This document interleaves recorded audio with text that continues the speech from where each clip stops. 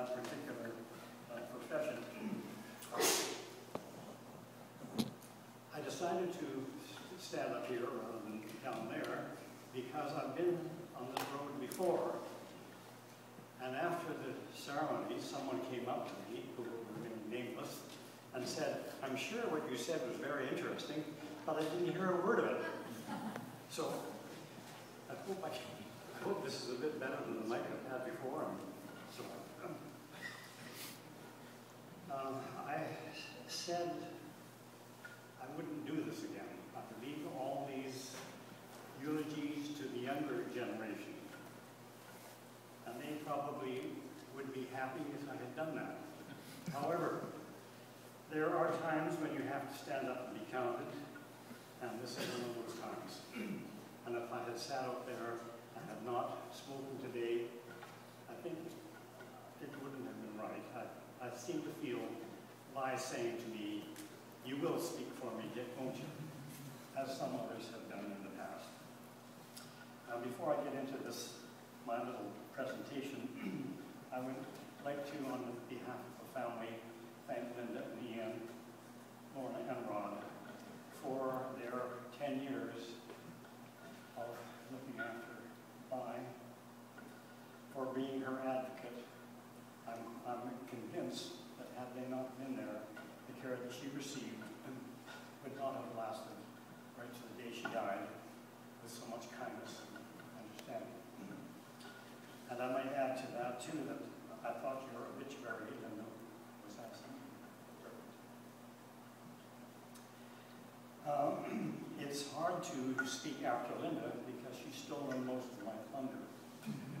But maybe that's a good thing, because as my wife said to me, don't be too lengthy, don't say too much, because people want you to sit down. So I'll try and keep that in mind. I was the second last, excuse me. I was the third oldest.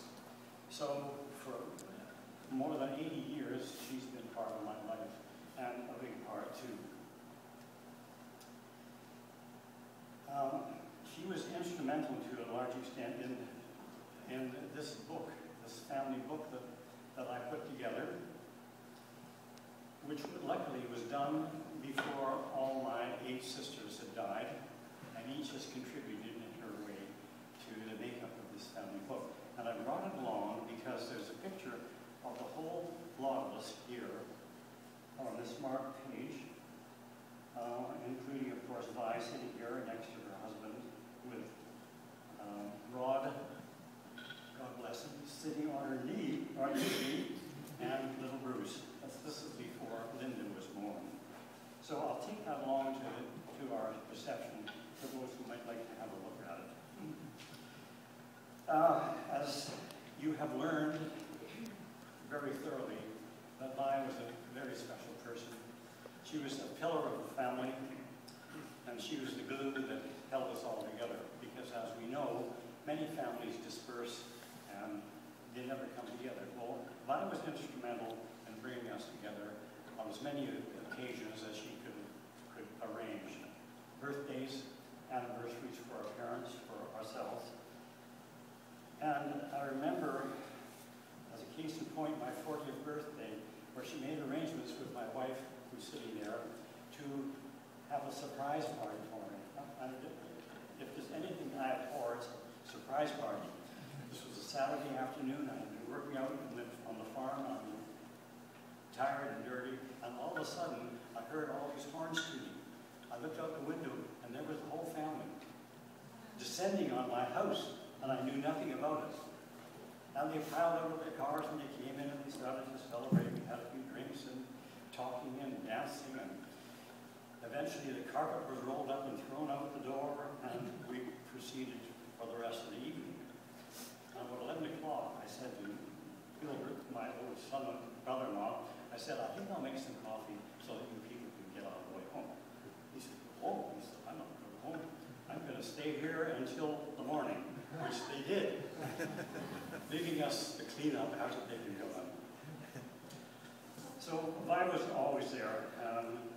She was very much an individualist. She wasn't your average teenager as you know them. She didn't have a raft of girlfriends or a raft of boyfriends. She was very much an individual. And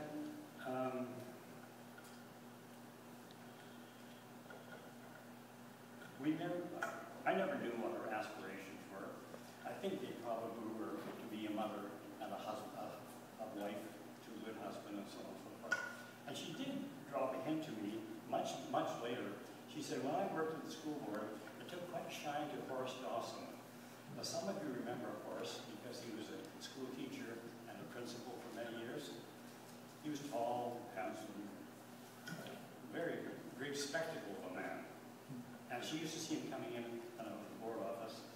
Unfortunately, he was married. So she had to look elsewhere, which she did. And she also found a tall, handsome gentleman whom she married. But getting back to her schooling, Vi had a great capacity, which she passed on to her 3 children. She could have been anything. And it's just an unfortunate turn of events during the days of the Depression, that if you were a female, you went to school and you became a secretary or a nurse. In those days, nurses were university students.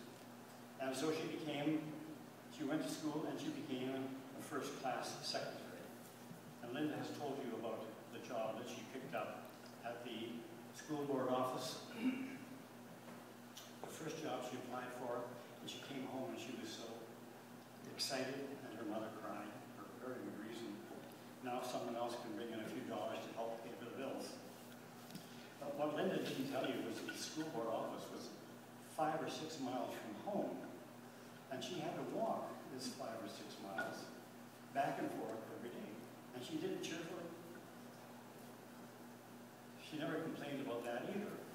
And on occasion, she would be picked up by Mr. Foster, who was a maintenance man of the school district, who happens to be the grandfather of David Foster, who is in Victoria right now, I think it is, or Vancouver, entertaining in support of the David Foster Foundation.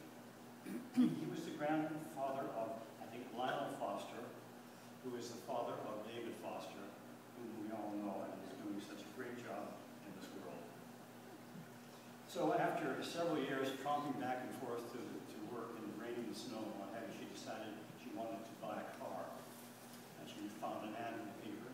She chased it up, and lo and behold, she found, I think it was the 1930 Ford Coupe that belonged to someone named Victor Paul Holker, who later became her husband.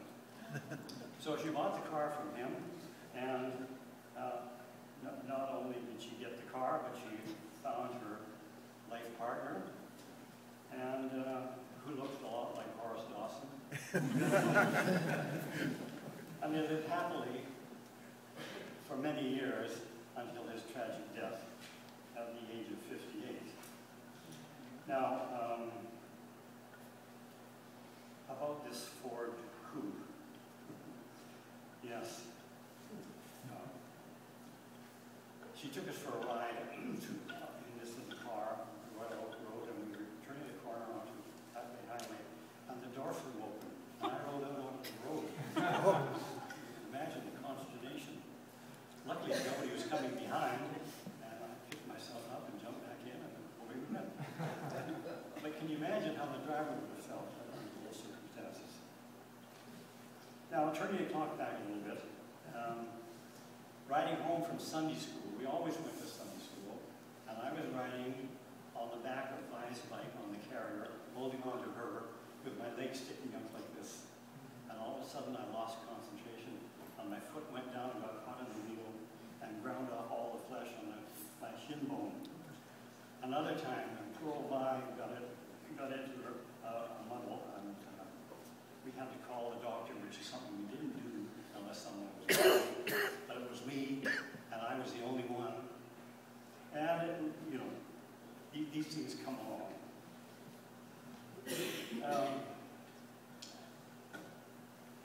You mentioned